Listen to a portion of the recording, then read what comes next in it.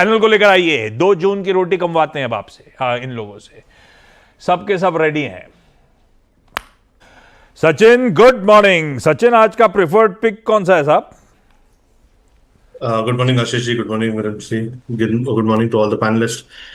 यहाँ पर मुझे लग रहा है बैंकिंग का जो परफॉर्मेंस था पिछले हफ्ते में वो काफी शानदार था।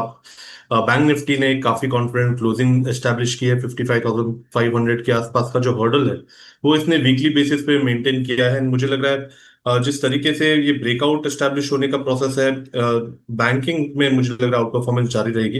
एंड वहां पर आई थिंक एचडीएफसी बैंक का कंट्रीब्यूशन काफी सिग्निफिकेंट होगा। फ्राइडे के सेशन में भी हमने देखा था 1950 के लेवल को इसने चैलेंज किया था। जिस तरीके से इसके आरएसआई में एक क्रॉसओवर हुआ है पॉजिटिव साइड पे, प्लस एक जो फ्लोर बनाई है इसने अराउंड 1920 1900 के आसपास, तो मुझे लग रहा है एक पोटेंशियल है फ्लैग पैटर्न ब्रेकआउट का। तो यहाँ से मुझे लग रहा है अच्छा मोमेंटम बनना चाहिए काउंटर में। जिस तरीके से ओवरऑल डेटा है लगभग 1980 तक की अपसाइड यहाँ पर अनलॉक होनी चाहिए। स्टॉप लॉस आपको यहाँ से काफी छोटा लगाना है, 1938 के आसपास लगाना है ऑन क्लोजिंग बेसिस। एंड अगर थोड़े से भी डिक्लाइन मिलते हैं तो 1945 तक खरीदारी करने की सलाह होगी एचडीएफसी बैंक के फ्यूचर्स में। पहला टारगेट होगा अराउंड 1972 का, सेकंड टारगेट होगा अराउंड 1985 का। ओके भाई साहब, बैंक्स आउट परफॉर्म करते हुए नजर आएंगे, उसमें सिग्निफिकेंट कंट्रीब्यूशन देगा एचडीएफसी बैंक। खैर, इस दिग्गज के बिना तो निफ्टी बैंक बड़ा आउट परफॉर्मेंस दे भी नहीं सकता। तो बुलिश हैं सचिन इस हैवी वेट पे। वीरू ने कहा था एक सर्कमस्टांस इंपॉर्टेंट होगा निफ्टी की आगे की चाल के लिए कि बैंक निफ्टी 56,000 के पार जाने की तैयारी कर रहा हो, और एचडीएफसी बैंक अगर वाकई चलने की तैयारी कर रहा है तो ये मुश्किल नहीं है। इंटरेस्टिंग है। मारुति के थ्रू मूड समझ लेता हूं। सचिन, कैसा प्लेस्ड है मारुति का काउंटर? मारुति के sales numbers exactly in line है। आशीष जी, मुझे लग रहा है एक अच्छा कंसोलिडेशन पिछले हफ्ते में नजर आया था। इसके 50 डे एक्सपोनेंशियल मूविंग एवरेज के आसपास की जो प्राइस एक्शन है वो काफी स्टेबल रही है। एक बेस बनाने का प्रयास हो रहा है 12,200 से 300 के रेंज में। एंड जिस तरीके से डेटा प्लेस्ड है 12,500 के बाद, मुझे लग रहा है काफी अच्छी डायरेक्शनल अप्रूव यहाँ पर ट्रिगर होनी चाहिए। आरएसआई भी काफी कंफर्टेबल जोन में है, तो रिलेटिव स्ट्रेंथ पे कोई दिक्कत नहीं है। मुझे लग रहा है ब्रेकआउट के बाद तो जरूर मोमेंटम चेस करना चाहिए। एक्सपेक्टेशन होगी कि 12,850 के आसपास के स्विंग्स बने इसी पर्टिकुलर हफ्ते में। तो यहाँ पर खरीदारी करने की सलाह होगी 12,220 के स्टॉप लॉस के साथ। मुझे लग रहा है मेजर जो थ्रस्ट मिलेगा वो 12,500 के ऊपर मिलना चाहिए। एक अच्छी शॉर्ट कवरिंग मूव बन सकती है। सो फिलहाल अगर डिक्लाइंस भी आते हैं तो खरीदारी करने की ही सलाह होगी। 12,220 का आपको स्टॉप लॉस लगाना है क्लोजिंग बेसिस पे, एंड पोजीशंस को रिव्यू करना है 12,550 के ब्रेकआउट पर। परफेक्ट है। बाकी ऑटो सेल्स देखते हैं किस तरह से रिएक्शंस आ रहे हैं। State bank of India last session में इसने टेक ओवर किया था 800 के जोन को। 810 पे क्लोज हुआ था। 800 पे काफी हद तक पुट राइटिंग भी थी। सचिन जी, आपकी अप्रोच क्या रहेगी स्टेट बैंक ऑफ इंडिया पे? मैंने देखा पिछले 3-4 दिन में आपका झुकाव रहा है पीएसयू बैंक्स पे। 812 पर एक स्ट्रॉन्ग ओपनिंग, मतलब देखते हुए कि जिस ट्रैजेक्टरी में निफ्टी ओपन हो रहा है उसको देखते हुए कैसे अप्रोच कर रहे हैं आपके एसबीआई? डिस्क्लोजर हुआ कि हमने हमारे क्लाइंट्स को पिछले हफ्ते में यहाँ पर लॉन्ग पोजीशंस बनाने की रिकमेंडेशन दी है। एंड जिस तरीके से स्ट्रक्चर है, मुझे लग रहा है 850 855 तक की ट्रेजेक्ट्री यहाँ पर अवेलेबल है। सो यहाँ पर मुझे लग रहा है 800 के स्टॉप लॉस के साथ लॉन्ग पोजीशंस में बने रहे। ब्रेकआउट काफी क्लासिकल हुआ है, तो मुझे लग रहा है फॉलो थ्रू एक्शन भी शानदार होगी। सो 855 के टारगेट के लिए बने रहे 800 के स्टॉप लॉस के साथ। ये हो गया जनाब आपका रिलायंस, ये हो गया आपका state bank of India. Sachin, क्या ट्रेड ग्रिप में आ रहा है भाई साहब? आशीष जी, यहाँ पर अपोलो हॉस्पिटल में फॉलो थ्रू एक्शन काफी शानदार है। पिछले फ्राइडे का जो उसने स्विंग हाई निकाल दिया है, प्लस एक पॉजिटिव क्रॉसओवर है आरएसआई में। एंड 7,000 के आसपास के पुट राइटर्स वापस काफी कॉन्फिडेंट नजर आ रहे हैं। तो मुझे लग रहा है 7,200 का जो बैरियर है वो आई थिंक यहाँ पर चैलेंज हो जाना चाहिए। तो यहाँ पर अपोलो हॉस्पिटल के फ्यूचर्स में खरीदारी करने की सलाह होगी। स्टॉप लॉस आपको 6,990 पे लगाना चाहिए। एंड हो सकता है कि ड्यूरिंग द डे 7230 से लेके 7340 तक की एक चाल बन जाए। सो अपोलो हॉस्पिटल के फ्यूचर्स में खरीदारी करने की सलाह होगी।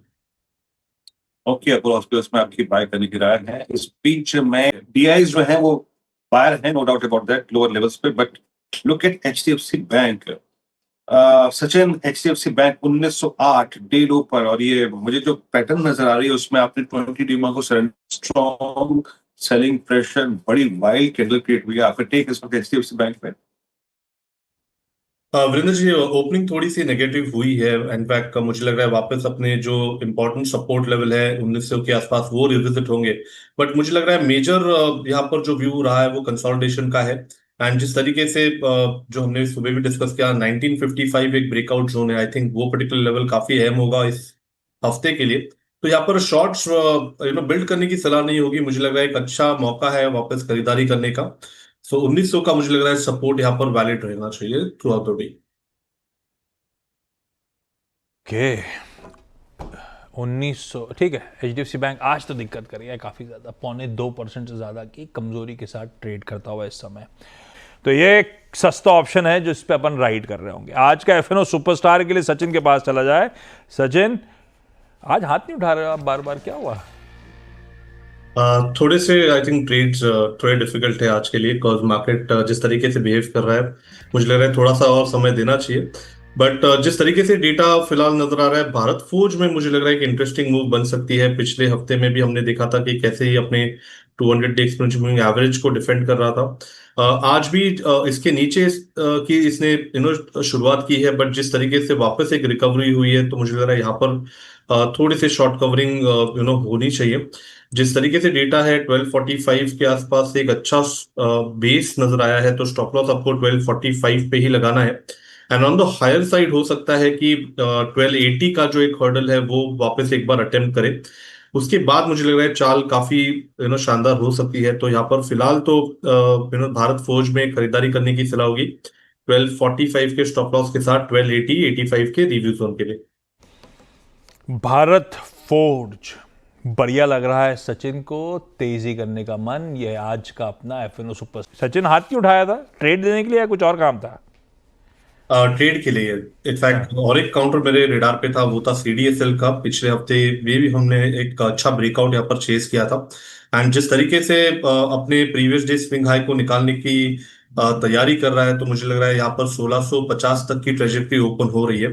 सो यहाँ पर 1620 1650 ये दो टारगेट्स के लिए खरीदारी करने की सलाह होगी CDSL के फ्यूचर्स में। एंड स्टॉप लॉस आपको यहाँ से लगभग अराउंड 1535 पे लगाना है on closing basis. Capital market से जुड़े स्टॉक्स रडार पे रखिए भाई साहब। आदमी पहले कौन कौन हमारे साथ कंटिन्यू करेगा? मानस और सचिन जी भाई, आपसे मानस को बहुत काम करा रहे हो आप, सुबह 7 बजे से बैठा रखा है। मानस सॉरी है उसके लिए, मुझे नहीं पता था ऐसा।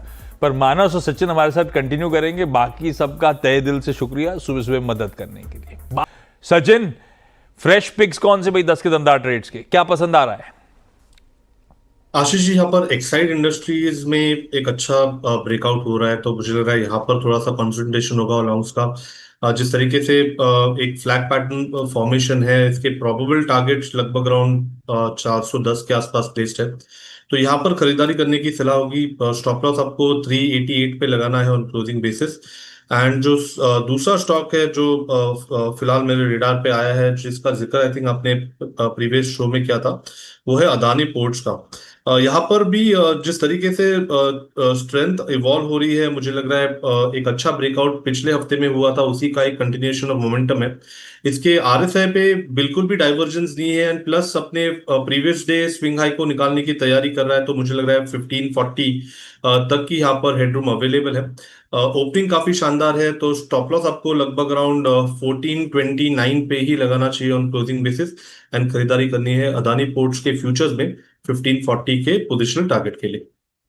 अदानी पोर्ट्स और एक्साइड इंडस्ट्रीज भाई साहब, 10 के दमदार ट्रेड्स। अब तक तो सारे बाय साइड के आइडिया कमजोर दिख रही स्क्रीन पे, उसके बावजूद तो स्टॉक स्पेसिफिक रुझान तो अच्छा ही दिख रहा है। पर 10 के दमदार ट्रेड्स में आज के लिए इतना ही। ब्रेक के उस पार ट्रेडर्स हॉटलाइन।